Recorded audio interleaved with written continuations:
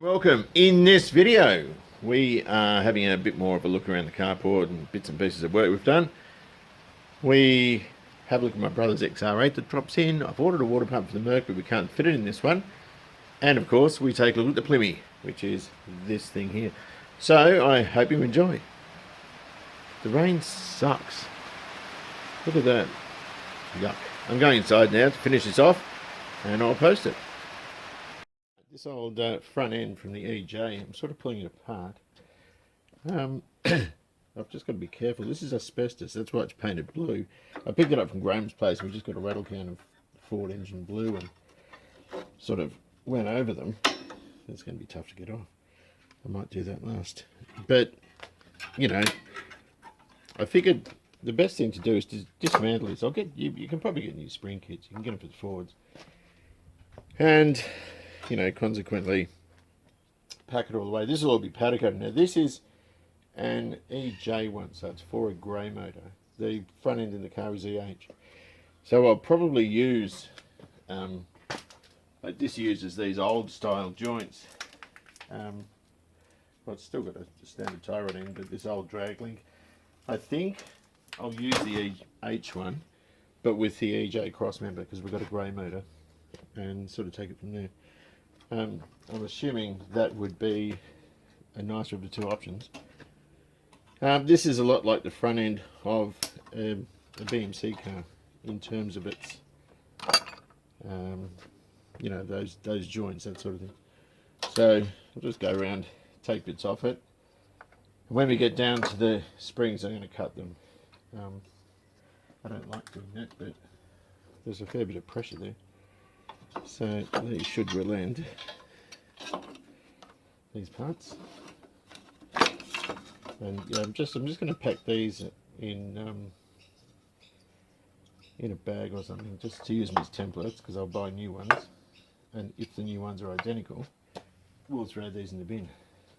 Cross members and arms and all this sort of stuff will go to Sam from Tech Code in Bayswater, and I'll give them to him to powder coat.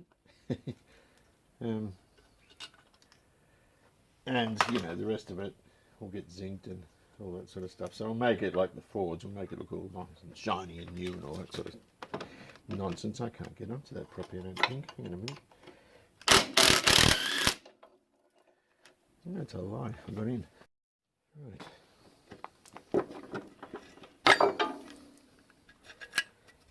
All these bits will save. Dried grease. We'll take that off too. Those two bolts at the back. So I won't be ready to do this for, actually it might not take as much time as we think to get all this done. I think I'll just get I bought some casters ages ago to make a dolly for the EJ because it's got to be blasted. But we'll do as much rust, in the way of rust repair, as we can. And that way, you know, it's going to be a much easier proposition. More straightforward. That's all cool. Excellent. So I can't take any more off because the rest of this is spring. So I'll just take this wheel cylinder out and that hardware comes off. And the backing plates can go and get blasted. I'll take that rubber out and stick it in the bag of tricks. Even the bearing that came out was pretty cool. You know, all good. Excellent. The bearings had bugger all wear. Look. I mean, I'm going to change the cement, of course. Can you see in there? But they're not too bad. No water got in, which is the main thing. I thought I did. I cracked it and thought, oh, I'll make it look easier on camera. So we'll keep. Actually, we probably don't need that because there's no other end to it. So it's probably of limited use. This isn't advisable using a non-impact socket, but don't do it. Oh, for that reason too. There we go. I'm getting lazy in my old age. Everything used to be done by hand. I don't think we need to keep those, but we will, just as a way of holding bolts. But all this stuff will look new anyway. That'll all go and get sandblasted, of course. And they'll come up looking brand new. Right, first things first, cup of tea. And I'll show you what I've been doing. And it's a mess. It's still a mess, but it doesn't matter. I know exactly what I'm doing. Look at that Plymouth. Isn't it lovely? We get to have a look at it now. Nice view. Right, we'll go in here and I'll show you what we're up to. Right, I've got the XD in here. The paint's knackered on this thing because it's been under wet covers and this sort of stuff. But this is an area I'd like to keep it for now. XWs, normal XC and MG. Lots and lots of stuff I've got to put up. Now, this is where things get interesting. These two cars are in the wrong position. Yeah, the EJ needs to go here so I can do welding and all that sort of stuff on it. A lot of people have given me feedback and said you should put a roller door here. Now, roller door is about $5,000. Haven't got $5,000, but what I will do is assemble a rail to go along here from that door right across, and I might even have it longer. That's 5 meters there. That is probably 3.5, so I can move that post. Well, this fence can actually come out now. It won't really matter much, but I want to have it so that we can slide the whole siding right down, so this stays empty or open if we want it open, and the inclement weather obviously keep it closed, or normal circumstances keep it closed. So that way I can have a curtain in the center and use this as a welding bay right with the door open. That's what I'd like to do. I've got the Plymouth here for now, but I'm not happy with it here. It needs to be on the other side. Now, none of this is permanent the way it is. A couple of motorcycles here, very close to being finished. The other bike was on the bench behind us and the intro's there. Now across here, I'm going to fit laser light paneling. And that way, that will stay all open to light coming in.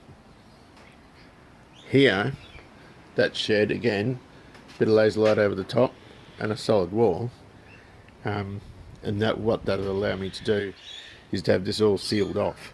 And of course, from probably off center about there, we'll put that column that we pulled out from the original structure over there, and this will be clad, yeah, and there'll be a door coming in here. So that's sort of where we're at. We've just got to find a spot for all this stuff. A lot of it's sort of on wheels. That motorcycle down there is not, but I'll just make it. I've got loads of offcuts of wood. I would normally weld up a frame for that, to sort of wheel it around, but it doesn't matter. I'll just make a wooden one just to get rid of some of that rubbish I've got. Ooh. And the other thing I've got to do, organise all this stuff. I'll take this out and give it a start again. Remember that, the $50 engine? And I just made it all from scraps. I did have to buy a Civic radiator and a muffler as well, but yeah, that doesn't matter. So it's all work in progress. I've taken that column out, taken the wall out. I put a couple of bolts, 3 bolts along here. I haven't done that side yet because it's above the XC, and that'll give the garage, because it had that column to sort of strengthen it, I guess, at the end of the structure, which I moved from there, moved it to here. Now I've taken it off and I'll move it down the back.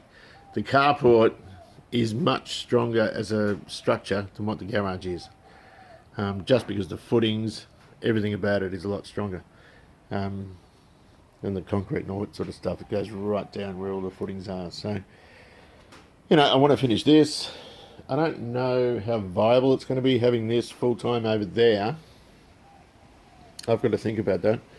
And also, the back of it, it's going to be further back like the EJ is with a bit of overhang. But it won't matter because that'll all be sort of open there anyway. Anyway, we'll figure it out. It's all good. I can't remember what they're called. I welded these together with a bit of overlap as well, about 10 mil of overlap. And that way, because I've got this thing in over here that's offset, that column there, I've moved it over because the way it was originally fitted to the other brand of shed was it was in the center. I didn't want it in the center anyway, because where it is right in line with the edge of the shed, which is what I want. So I'll clad that along here. This one I'll have it clad sort of down to the apex of that roof.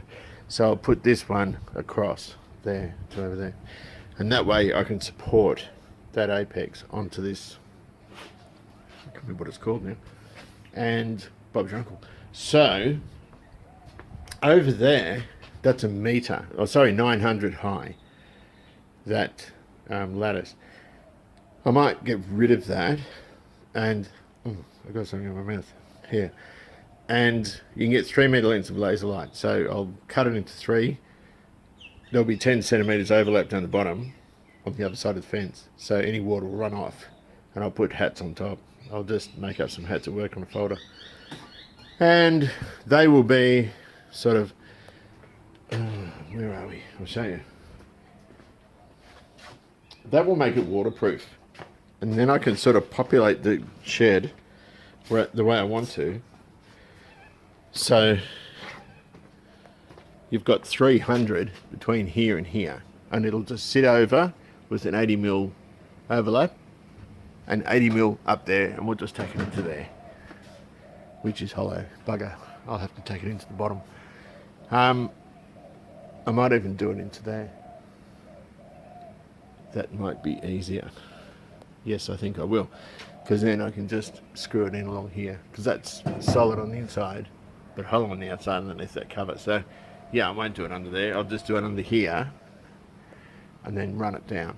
So 80mm, 80mm, 300, so that's 460, and that'll stop any of this sort of stuff blowing in. These things are stuffed. I might be able to reuse some of it. I love recycling, it's my favourite thing.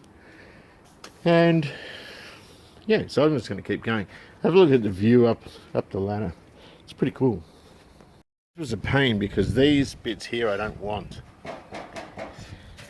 So I'm taking them off so that the original cladding can go underneath that flashing and drop down. Yeah, but it's secured up above as well, which means holding it out with a piece of wood and using a ratchet ring. There's the shed from above. It's pretty manky. Up here, you can see the shed's not exactly straight. That's because it's a different brand from the original one. So you can see the first extension, the original shed, the first extension, and this one here. So it's all pretty good. I mean, it looks huge, and I guess it is, but you can still only fit 6 cars. But then you're fitting 6 cars with a lot of room around them. It doesn't look like it there, but once this is all sorted out, it'll look fantastic. So when you put the wood under, stick the ratchet ring on the nut, on the little self-tapper thing, and that flushing holds it there. And then you feel, the worst part's that drill bit, the sort of drill part at the end of them. So I think this is the last of those, and there's a couple more down there, and then I can take this whole side off, or at least take the that bit of flashing off, and then I can start working out where the other bits and pieces go. I haven't yet secured that at the bottom. It's nice and plumb and beautiful and all that sort of stuff, but I'm not drilling into the concrete yet. Somebody advised me 28 days to fully cure. That's cool. I'm not going to drill into it yet. I have got this here. It's sort of wedged in, but not very tightly.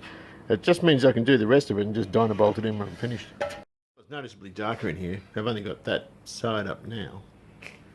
So I'll go and get those light shades, the incandescents. I love them, above the old cars. One of them's covered up by the Plymouth Centre Guard, but I reckon 5 of those. So if I get 10 of them, you can just touch them and they fall apart. Not a light here, not a light there. Maybe fluoros down here too. I might get LEDs actually, they're more efficient, but for now that'll do. It's time for me to cook dinner. This one here, I'm just going to put another one of these, and that'll fit the span here. And I'll just bolt a bit of 4x2 to there onto the back of this, and then that'll become the ridge cap, the ridge if you like, and we'll just sheet it and we'll work it out, make it look good. We're trying to work out some dodgy ridge capping for here, just to keep that shed sort of dry, sort of the transition between the garage and the shed. Here we are on top. It's a lovely view. Starley over there, big 2-story over there, new houses going up here, another garden shed there. That one will go.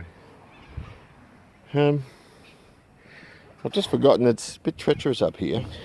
I've got my old boots on. I need to go and get my newer ones. got better grip. And I need a marker and some tin snips to get that flashing to fit properly. But it's all good. That's where they flashed between the old garage and the new. Hasn't leaked. We've had squally horrible rain, but they're actually a slightly different roof pitch. This one I thought was 15 degrees, and turns out it is 10, I think. I thought it was 15, ordered the shed for 15, and nothing fit, so we ended up doing this one at 12.5, and even then, it didn't really fit. So, you know, it is what it is. So I'm waiting to see one of my kids in the kitchen window to say, here, come and get these things for me, but it doesn't look like they're going to come, so I might have to climb down. We're down to making room again, which is cool. The only thing is, there's a couple of things. Firstly, I can't put anything along here because of obviously weather, and I've got to make up that sliding door, which isn't yet. I'm about to start on this again. I need to take the sump off, the timing cover, the inlet manifold, and reseal it because I broke the seal. It's just I bought new gaskets, so we've got to get that done. And I've got to put this bench. This was at the back of the other garage. I just need a bench for now, just to put stuff on. And so the EJ is going to go over that way a bit more. I would like to put that under the bench, just to save a bit of room, and take the front end off that. That would make things a lot easier. But the only problem is, I cannot find my tape measure. And I thought I left it here when I was doing all this stuff. And guess what? I cannot find it. And it's not there either. And that's bad for the plane on the Plymouth. Look, how bad is this? Get a nice car and he neglects it like this. Right, so, does that rain? I think it's raining again. Also got to get the Sparky to put a couple of lights up here too. So I'm going to go around and I'm just going to look for this tape measure again. Do some tidying up, finish this thing off, do some tidying up, and give myself a little bit more room. Old XA seat with a Merc water pump. This is the old one. I think I just packed grease or something in there to try to stop it leaking, but I ordered one that was the wrong one. So that is on the way, I hope. Only issue is the thermostat housing sort of broke a stud in the cylinder head, which is a bit of a pain. Rear brakes on little Corolla, had to do those. They were sort of grabbing and squealing and carrying on. Even after an adjustment, they were awful, but the drums seemed to be fine. It wasn't like that. It almost felt like the leading edge thing was the wrong way around, but it wasn't. So anyway, look, I've done those. The big elephant in the room is this guy. This is something I'm feeling a lot motivated about. It's my brother's XR8 ute. It needs a couple of things doing. He went to do a water pump on this a while ago, and one of the studs or things he sees on that too. This is a Tickford one. It came with that Tickford cover on it. It says it's somewhere else around here. I don't know where. But I was wondering whether it's probably easier to take the engine out because I was going to do a reseal on it. So things like that, I'll get that powder coated. I don't know where the engine cover is, but it's a 220, I think, 220 kilowatt or something like that. But he said he'd done the sump gasket and some other thing. I think it needs a timing cover doing on it. I'm not sure. Oh, there it is. It says Tickford. So that's slightly tuned from whatever. Delamination here on the door only, and rust. This is the bit that needs attention. So I've got to figure out what's going on there. It might even mean cutting a piece off or whatever. And the door's locked at the moment. There goes the dog. But the headline is all dry up. The steering wheel needs recovering, and I'll get the XC steering wheel done at the same time. The leather's all murky on it. I'm not really a massive fan of AUs. It is it's not a bad one, but it does need a little bit of work. The battery's out of it. The front of the XR on this, like this one, does look better than the Fortes and Fairmonts though. Right, so I'm going to take this out. And he's complaining about the what's he complaining about? The seat padding needs repadding, and the headlining's dropped a bit. Yeah, there. So, well, oh yeah, it's all knackered there too. So we'll take the headlining out Probably kick the screen. That's what speakers in the front end tell us. I'm just going to work out how to take this out. It shouldn't be too hard. A couple of little plugs at the back and pop the airbag out and take the lower steering cowl off. And it shouldn't be too bad. We've got some new mirrors there too. I've got to paint those. I've made a little bit of room in here. Let's reconnect with our little Plymouth. 1957 Plymouth Belvedere. This is a two-door post or club sedan, I think they call them. It's not the desirable hardtop like Christine. Having said that, it was painted to emulate that sort of thing, where it was a beautiful turquoise colour. So I've had this car for quite a long time. December 2016 is when I bought it. So that's a good time ago, and anyone that watches this channel knows I don't work particularly quickly. It was the XW was the quickest, then it just went downhill from there.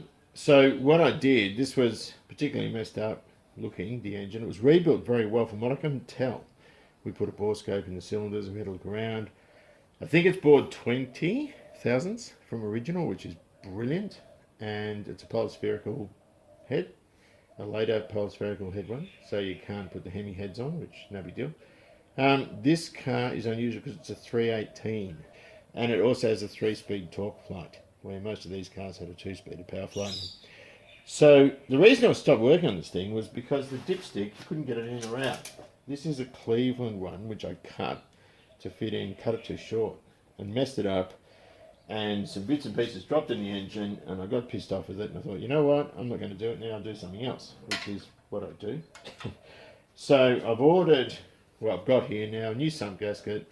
I actually broke the seal here, there, so I'll make up gaskets for the timing cover, the water pump, and I also have an inlet manifold gasket for it as well. So we're going to take the top, the front and the bottom off. We don't have to, but we're going to, because I mucked around with it and sort of upset the gasket, so I just want to make sure I don't get a milkshake in the engine. So we'll take it all off and rig up the dipstick so it works a bit better and goes in and out, which it didn't before. It was a hell of a battle to get it in and out because it was kinked. And then we can put it back together. And once it's back together with the manifolds and all this sort of stuff, we'll start it up.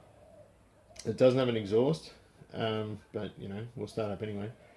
And once we know all is good, we'll put all the front clip on and you know, it'll look good again. So it's now 5:15, Good Friday. It's getting a bit dark. We've lost daylight saving. So I'll leave it till tomorrow. It won't make any difference to you, but we'll be back and start pulling it apart. Right, it's the next day, and I'll take up where I left off last night. My daughter's about to call, and she will need picking up. She's epileptic, and she had a seizure, so she can't drive. And so I'm been driving her around. You get up at 4:30 in the morning. It's actually not that bad because you get up and it gets you out of bed and makes you sleep earlier in the night, because I was always a night owl. So I'll take the fuel pump off. This fuel tank was originally painted red. The whole block, bolts, pump, everything was just red. And I think, given it's a 318, I might have been out of a later car because I used to paint those ones red. And the engines in these were originally silver. So there you go. Cool.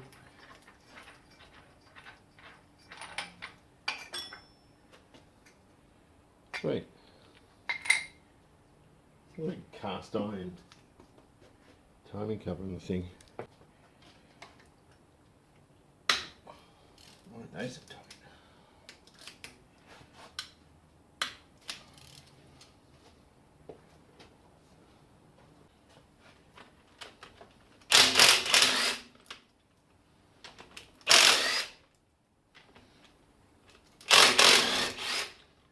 Right, that should do it.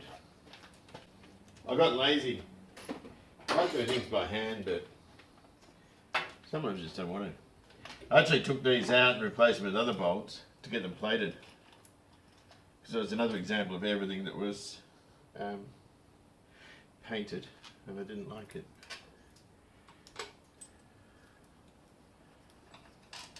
So I can smell GM sealer.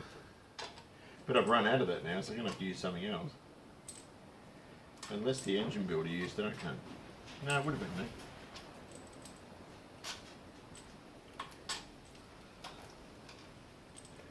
me. Anyway, let's see how fast or how hard this is stuck down. It'll come out without the dizzy.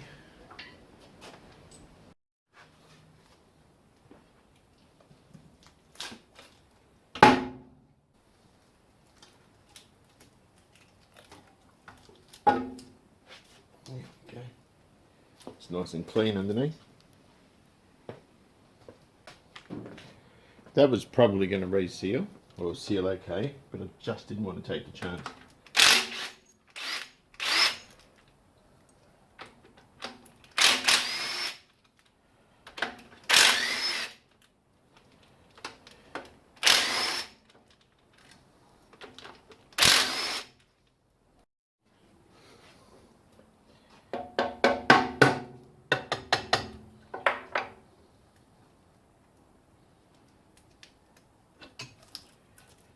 It's certainly not a new water pump, but it wasn't leaking. But I just want to keep these, make new gaskets for them. But they've reused the old pump there. But it looks all good around here. The trick is to see what it's like in here. I want to check that out. So, I don't know what the lip is at the bottom, but suffice to say, it's going to have something there. In order to get the timing cover off, I'm assuming it goes around. So I'm just going to get them out, those bottom bolts, and see what happens. These guys have really glued this thing up. It's got that much elastic around it. I don't want to bend the rail. I just want to get that timing cover off. Here we go, I think I've got it. But there wasn't too much around the jacket, it was just sort of like a ring. So the guy that did it, or the woman that did it, knew what they were doing with this elastic. Look at that. That's all been blasted, it's beautiful condition. Yeah. The dipstick's there. I'll just get rid of this thing for a moment. Right, time for a tour of our Chrysler V8. I'm just going to change glasses so I can see what I'm talking about. Even then it's doubtful. Right, let's have a look. Well, I know we've got new lifters there. The actual mark on them is almost not there because it's so recently done, this engine, but it looks like a fairly stock sort of grind. There's blue paint on there. Maybe it is a new cam. I thought it looked quite old. Doesn't look like it's been cleaning the jackets too well, but in the ports, can we see? It almost looks brand new. Oh gosh, I can't see. I'll get a little other camera thing. Anyway, I've got to clean that out. There's a bit of red paint in there and this sort of stuff. Oh, it looks really good. It looks like a Cloy's chain. I don't know what it is. S402. It probably is. I'm not too sure. It's got multi-index. Only 3. It's not a true roller.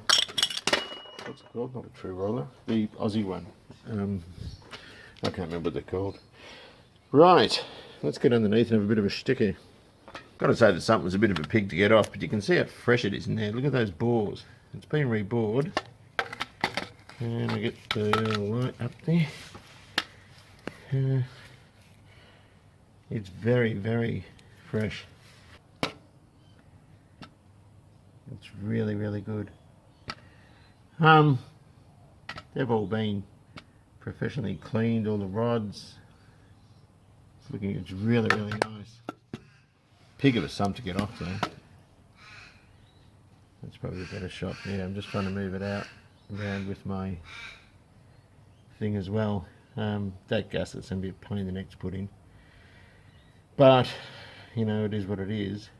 I had to take that off there is remnants, or there are remnants of, where's the screen, assembly lube in there, which is to be expected. It's all through the sump as well. But it's so nice. You know, when they said it was rebuilt, I always doubt that. I never believe when someone says an engine's been rebuilt, because most of the time it's just a paint job. But this is really, really good. Excellent. It's lovely. Of course, you have got your assembly lube sitting in the bottom there with clear oil. Any of those metally bits are from the dipstick, and I'll show you what I did. They are those little bits there. When I tried to pull it out, I did the wrong thing, and of course the moment I got a drill the right size, it just pulled out. So I was mangling it and carrying on for absolutely nothing. Whoops, for no reason at all. So that's the bit there. Now I thought, or at least I was hoping, 5/16 fuel line would do the trick, but it won't, because the fuel line is just a tiny bit too loose. And of course that would have been perfect if I could just make the right length, because I know what the length is supposed to be. But the dipstick won't go in there. I'm using a Ford dipstick, a Cleveland one. Sorry Chrysler guys, we're putting some Ford stuff in. Last time I said I'd do that was a washer bottle, and Scott sent me a proper Jiffy Jet one. That's off a cleaver. That would have fitted, but I cut it off too short because I'm an idiot. So I'm not really sure how to get around that. Suffice to say, I'll figure it out. So it's really, really nice. Every time I look into this engine, I'm impressed with it. It should be silver. It really should, but I don't know that I can be bothered painting it. It's easy in this condition, though, I must say. Right, so I don't want to leave this in bits too long. I've given the sump a quick blow over some paint. It's got a few runs, but that's good because Don Bradman had lots of runs. That'll be alright. Should paint it silver, not going to bother, because one of the other things that worries me is eventually if this stuff chips, you get a little silver chip, you're going to have red underneath it, and there's no way I'm taking all the paint off. I just don't want to. So I've got the gasket. I'm going to let that dry. It's air dry enamel. It's just jam. So I'll leave that. The light's terrible in here. I've actually got some lights to put up, and I bought, get this, 2 metre fan, great big huge fan, which I'll put up above there where the joint is, and that'll sweep lots of air sort of around. I just saw it, the first time I saw one of those actually was Fast and Loud, but look at this, look at all that goo. This thing wasn't going to leak, but gee whiz, that's a lot of goop on it. So I keep taking, not a bit of gasket, but lots and lots and lots of, you must have used a couple of tubes on it, but it's everywhere. All in there. There's no corrosion though, this must be a new one. I can't believe that's from 1957. Next chapter we'll put this back together, finish putting it back together, and start it up.